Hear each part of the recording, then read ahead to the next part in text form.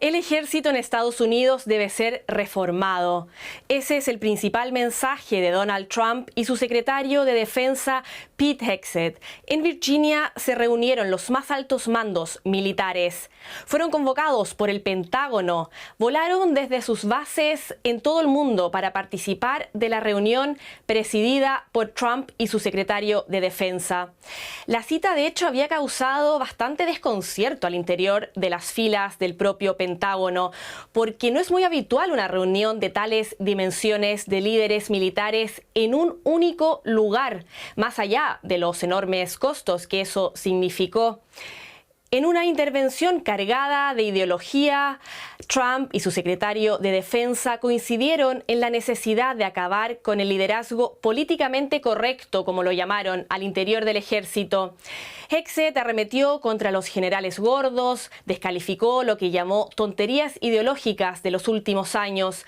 El objetivo, afirmó, es recuperar un espíritu guerrero y preparar a las Fuerzas Armadas para enfrentar amenazas internas. Trump respalda plenamente esa visión. Escuchemos lo que dijo. En las últimas décadas, los políticos llegaron a creer que nuestro trabajo consiste en vigilar los confines de Kenia y Somalia. Pero Estados Unidos está siendo invadido desde dentro. Estas personas no llevan uniformes, pero nos invaden desde dentro y lo estamos deteniendo con mucha rapidez. Después de gastar billones de dólares en defender las fronteras de países extranjeros, a partir de ahora defenderemos con vuestra ayuda las fronteras de nuestro país. ¿Está Trump politizando el ejército? Es lo que queremos analizar el día de hoy en DW Actualidad en Análisis con mi colega José Díaz Briceño, periodista desde nuestros estudios en Washington, y Eduardo Gamarra, profesor de políticas de la Universidad Internacional de Florida, que nos atiende desde Miami. A los dos, muchísimas gracias por acompañarnos. Un gusto saludarlos. Y José, comienzo contigo. Trump y Hegseth reunieron a todos los generales del ejército estadounidense, algo inédito en la historia del país, y no fue precisamente para hablar de China o de Rusia, sino que para prepararse contra una guerra interna, como lo escuchamos recién. ¿Qué significa eso? ¿A quién se refieren? Sí, días después de esta reunión, todavía aquí en Washington se responde con perplejidad ante exactamente lo que ocurrió en esta base de Cuántico de los Marines, debido a estos dos discursos que en principio causaron mucha sorpresa. Por un lado, el secretario de Guerra, como ahora se le llama al jefe del Pentágono, como bien decías, dando un discurso reforzando el mensaje que ha lanzado desde inicios de su cargo en enero, asegurando que el Pentágono se ha desviado ideológicamente hacia causas progresistas. Y por otro lado, el presidente Trump, con un discurso que en principio fue mucho más despacio y que tuvo muchas divagaciones y sorpresas, además de estar cargado como si fuera justamente un mensaje político en contra, por ejemplo, de sus adversarios políticos, algo que no necesariamente es típico ante generales y militares en general. Hay que decir, sin embargo, que el mensaje es claro, pues aquí se interpretó a final de cuentas esto, a pesar del costo, la logística y lo inusual de la convocatoria, como una prueba informal de lealtad a los valores que Trump está empujando, incluyendo a ser de los militares más guardianes de las fronteras estadounidenses que de países extranjeros. Una prueba de lealtad, mientras el presidente acusa a los demócratas radicales de izquierda, como los llama, de haber perdido el control en ciudades como, por ejemplo, San Francisco, Chicago, Nueva York, Los Ángeles, donde, según él, la criminalidad y la inmigración se han desbordado. Señor Gamarra, ¿qué dicen las cifras? ¿Es cierto eso? En una palabra, no. Lo que nos demuestra de manera contundente todos los estudios independientes, que la violencia más bien precisamente en las ciudades que están en la mira de la administración, la violencia ha bajado y ha bajado de manera bastante significativa. Por lo que esto, al menos en mi opinión y un poco siguiendo en la línea de nuestro colega, El hecho es que el presidente Trump está utilizando esto como un discurso político dentro de dos guerras. Una guerra cultural, por una parte, y otra una guerra política en un contexto que ya es electoral. La gran preocupación que tiene el presidente Trump es perder la elección de medio término.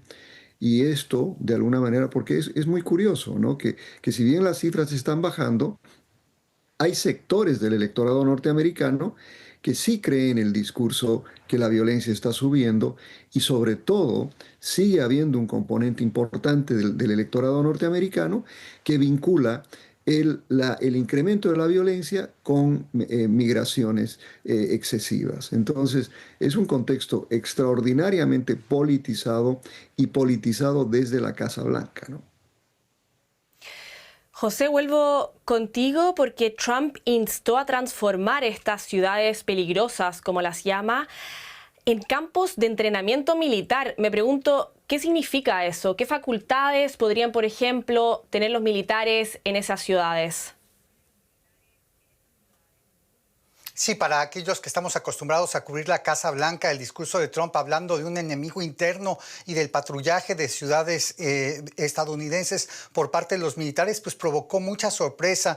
Esto en principio porque hay limitantes legales, como sabemos, desde finales del siglo XIX con la ley Posse Comitatus, a lo que los militares pueden hacer dentro del territorio estadounidense. Se les prohíbe expresamente el patrullaje, las labores de aplicación de la ley que están pues justamente estas prohibiciones establecidas para evitar inmiscuirse precisamente en cuestiones políticas locales. Y sin embargo, lo que hemos visto en estos primeros meses del mandato del presidente Trump, se ha visto justamente la búsqueda de darle vuelta a las regulaciones que existen, al menos en papel. Hemos visto, por ejemplo, cómo se ha desplegado el ejército en la frontera con México, particularmente la creación de áreas militares, extendiendo el control que tienen los militares de áreas de la frontera, pero particularmente el uso de los militares en ciudades como Los Ángeles y aquí la capital de Washington, D.C., en un papel que no se había visto antes. En principio,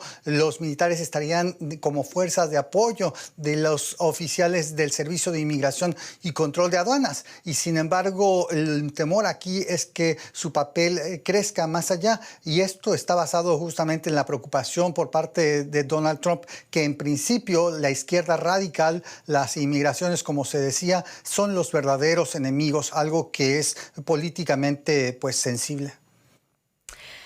Y señor Gamarra, el secretario de Defensa habla de la necesidad de que el ejército vuelva a tener un espíritu guerrero.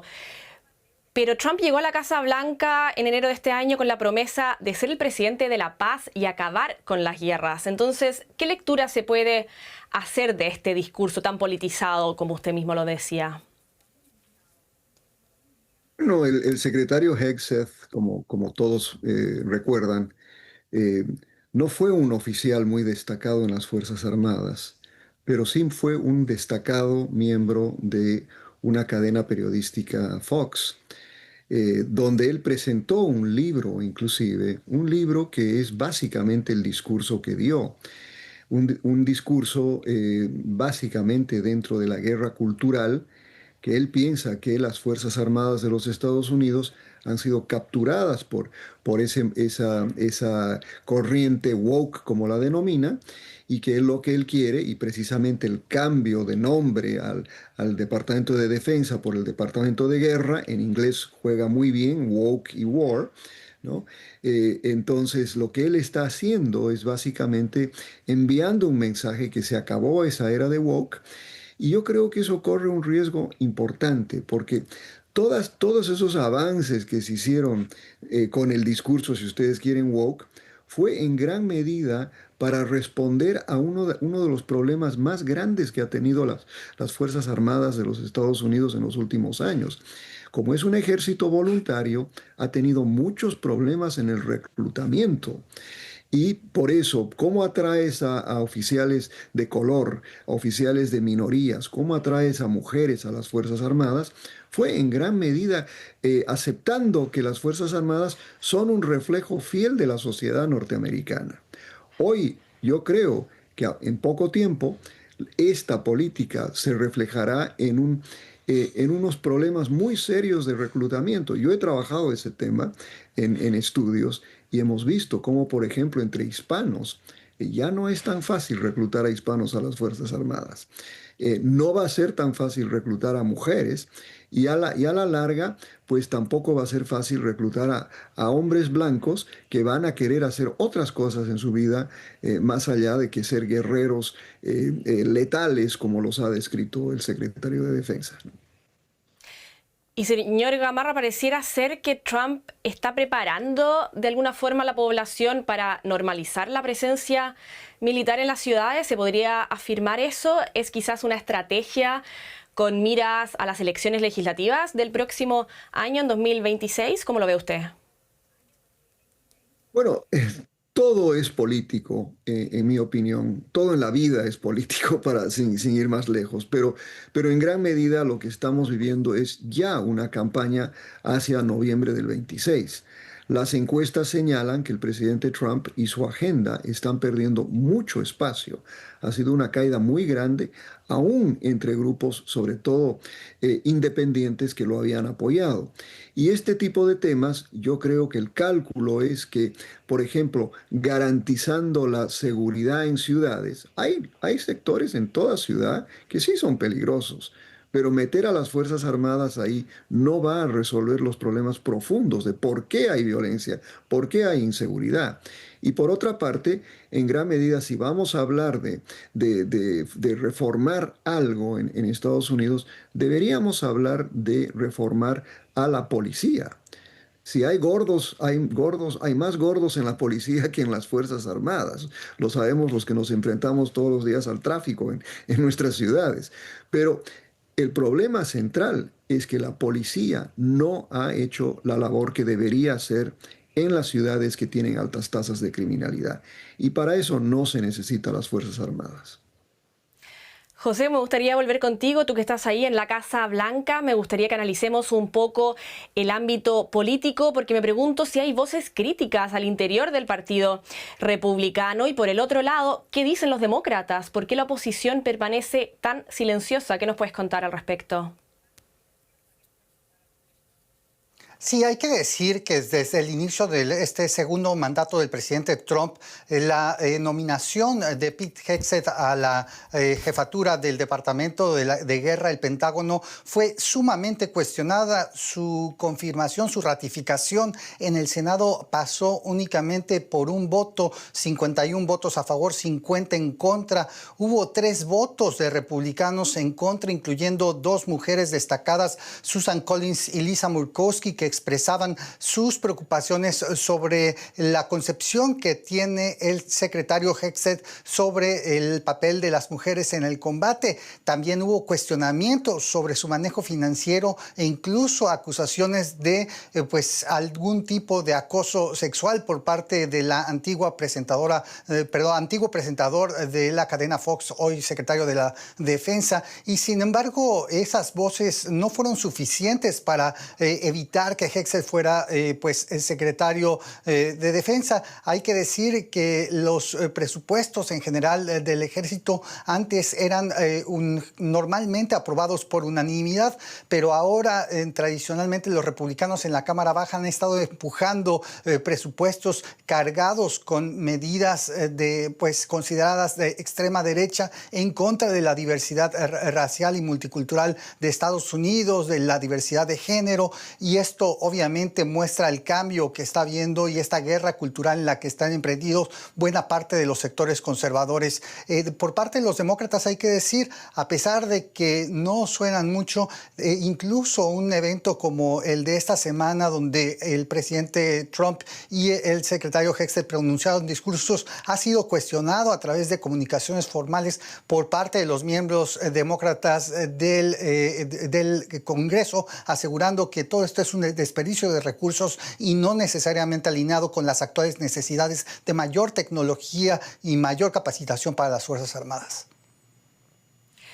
Señor Gamarra, me gustaría que profundicemos un poco en este discurso politizado y este cambio de ideología al interior del ejército, porque el secretario de Defensa, de hecho ahora nombrado ministro de Guerra por el propio gobierno, pareciera estar, como lo hemos estado conversando, un giro ideológico al interior de las Fuerzas Armadas. José lo acaba de mencionar, la igualdad de género, políticas antidiscriminatorias, diversidad. Todo eso parece ser cosa del pasado ahora en Estados Unidos y el secretario de Defensa afirma que ya no se tolerarán, por ejemplo, generales con sobrepeso ni mujeres que no cumplan con los estándares físicos. Entonces, ¿qué implicaciones tendría eso y qué busca con esas declaraciones el secretario de Defensa y el mandatario estadounidense? Bueno, como dije anteriormente, el discurso fue un discurso absolutamente político. Fue un discurso de la guerra cultural que caracterizó las elecciones del año 24 y que ha caracterizado al movimiento MAGA desde el 2016. Esto es básicamente lo que ellos piensan es que tienen un mandato para cambiar al país y cambiar a las instituciones y sobre todo cambiar al Estado, las instituciones del Estado. Las Fuerzas Armadas, por supuesto, son un componente de eso. Y en gran medida también es una reacción en contra de generales muy destacados que cumplieron funciones en la administración anterior y en administraciones anteriores. Es decir, mire, yo creo que es importante entender que llegar a ser general del ejército o de las Fuerzas Armadas en general de los Estados Unidos no es una cosa fácil. Y él mencionó, por ejemplo, que algunos habían llegado simplemente por el color de su piel o por alguna cuestión woke. Eso es absolutamente falso. Los generales que llegaron a general y a posiciones de comando lo hicieron en base a un mérito absoluto. Por ejemplo, ver a un general como el general Colin Powell, que fue un destacadísimo comandante de las Fuerzas Armadas norteamericanas y secretario de Defensa.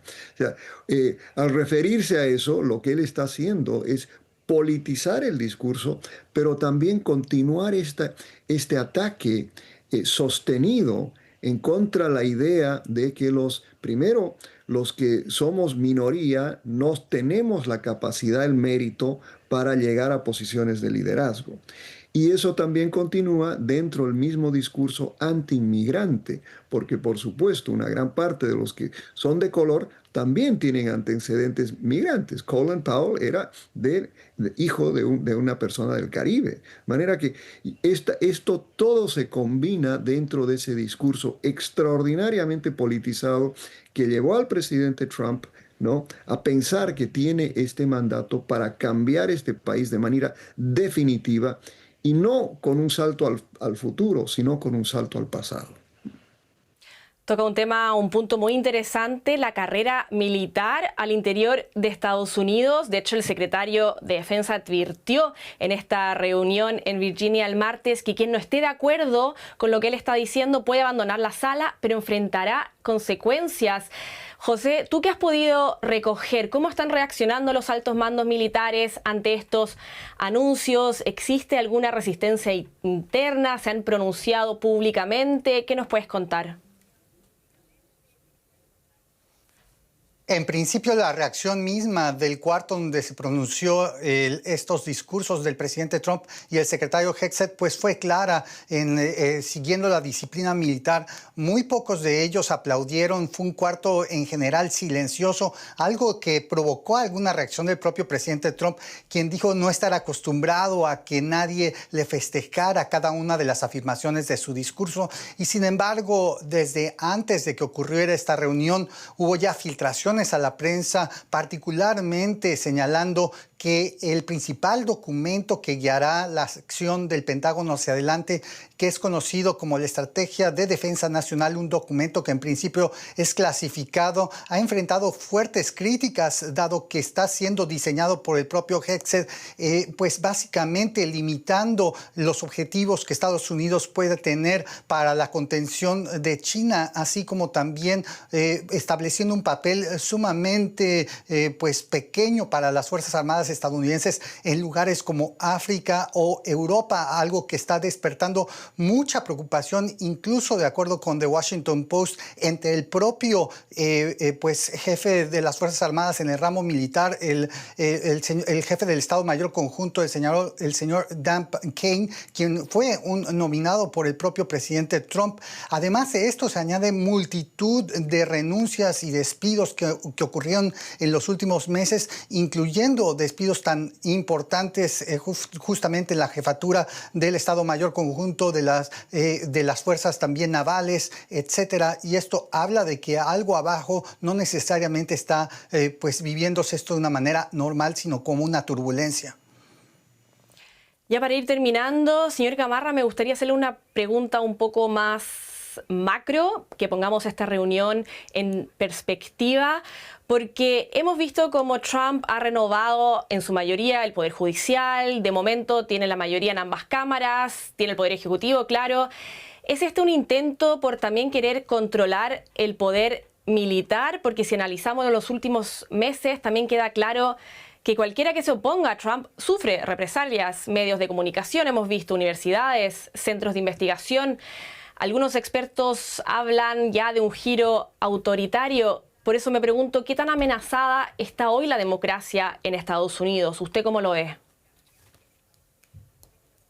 Bueno, mire, yo creo que todo lo que usted acaba de señalar está ocurriendo en este país. Lo veo desde la universidad, lo vemos desde ataques inclusive a comediantes, ¿no? Que cuando no están de acuerdo con la línea oficial, pues sufren un embate. Y eso sí está sucediendo, y está sucediendo de una manera acelerada. La pregunta suya es si es que la democracia norteamericana está en peligro. Yo aún creo que hay digamos, una fortaleza institucional que resistirá los embates más duros. Creo que, por ejemplo, el hecho de que el comediante siga con su programa es parte de lo que está sucediendo en este país. Habrá una reacción, está habiendo una reacción. Y politizar a las Fuerzas Armadas como lo está intentando hacer será un error a la larga, precisamente porque en una democracia, y particularmente aquellos que crecimos en dictaduras militares, la presencia de los militares en funciones policiales lo que hace es que deteriora la imagen de las Fuerzas Armadas. Inevitablemente lleva a un cuestionamiento fundamental. Y en un país como este, donde todavía persisten las instituciones, creo que lo veremos, ¿no? En procesos políticos, precisamente por eso la preocupación del presidente Trump, que el 26 podría haber un castigo en las urnas. No solo ya se predice la pérdida de la Cámara Baja, pero también pérdidas en estados. Y por supuesto el año 28 se verán también, pues se medirán las fuerzas políticas y veremos, entonces podremos responder cuánto daño se ha hecho a la democracia en estos años de gobierno del presidente Trump. ¿Cree que todo lo que estamos viendo, todo esto también, la reunión con las fuerzas militares, es una estrategia con miras a las elecciones legislativas? Definitivamente. Por eso decía que estamos sufriendo una especie digamos, en términos de opinión pública, un efecto tipo Bukele. No se olvide que en El Salvador tenemos un presidente extraordinariamente popular porque ha logrado controlar las calles. Creo que de alguna manera el presidente Trump está intentando hacer lo mismo, ¿no? Dando esta imagen de que él fue el que no solo deportó masivamente a criminales y que controló a ciudades, pero que gracias a él Estados Unidos ha vuelto a ser un país pacífico donde la gente puede vivir y salir sin temor, ¿no? Es un mensaje absolutamente político. Eduardo Gamarra, profesor de políticas de la Universidad Internacional de Florida, y José Díaz Briceño, nuestro colega desde Washington. A los dos, muchísimas gracias por este interesante análisis. Estamos hablando. Hasta una próxima ocasión. Nos vemos.